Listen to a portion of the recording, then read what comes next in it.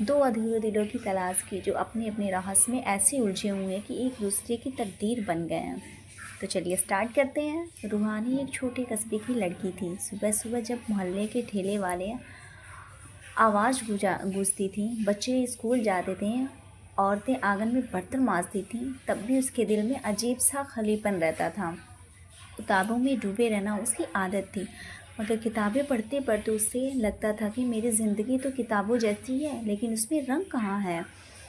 उसके दोस्त थे पर वह अकेली थी, उसके सपने थे पर कोई मंजिल ना था। एक शाम जब आसमान में हल्की बरसात की बूंदें पड़ रही थी, अचानक हवाओं के साथ एक मुड़ा तुड़ा कागज़ उसके पैरों के पास आ गिरा। उस पर लिखा था, ज़िंदगी ठहरी हुई नहीं है, तुम ही रुक गई हो।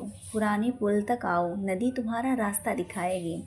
रूहानी ने हैरान से चारों तरफ देखने लगा। यह खत किसने लिखा है?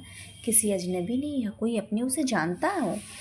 अगले दिन हिम्मत करके वह पुराने पुल तक पहुंची। नदी बह रही थी, सूरज ढल रहा था, वहीं एक अजनबी बैठा था।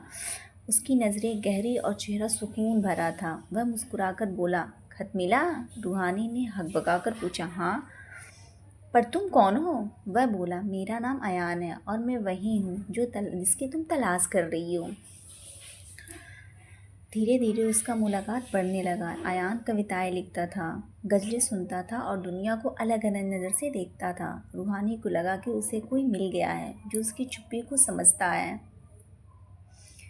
मगर अयान रहस्यमयी था। कभी अचानक गायब हो जाता, कई दिन तक दिखाई ही नहीं देता, और जब आता तो आंखों में अनकहा दर्द दिख जाता था।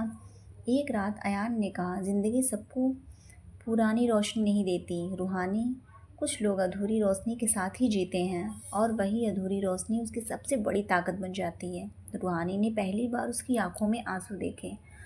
वह जान गई कि अयान के दिल में कोई ऐसा राज है जो उसकी ज़िंदगी को अधूरी में रख रहा है। कई दिनों बाद जब अयान अचानक गायब हो गया, रूहानी ने उसे बार बार खोजने की कोशिश की।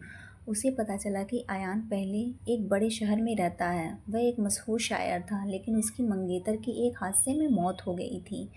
तब से वह अपने ही गम में खोया गया है। वह कस्बे में इसलिए आता है ताकि वह दर्द से दूर रह सके।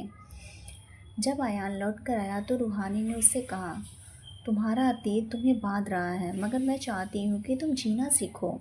अयान ने उसकी तरफ देखा। उसकी आंखों में पहली बार सच्चाई की मुस्कान थी। धीरे धीरे दोनों के बीच मोहब्बत पनपने लगी। लेकिन किस्मत इतनी आसान कहाँ थी। रूहानी के घर वालों ने उसकी शादी किसी और से तय कर दी थी। अयान टूटा नहीं, बल्कि उसने कहा, अगर तुम्हें मजबूरी हो तो आज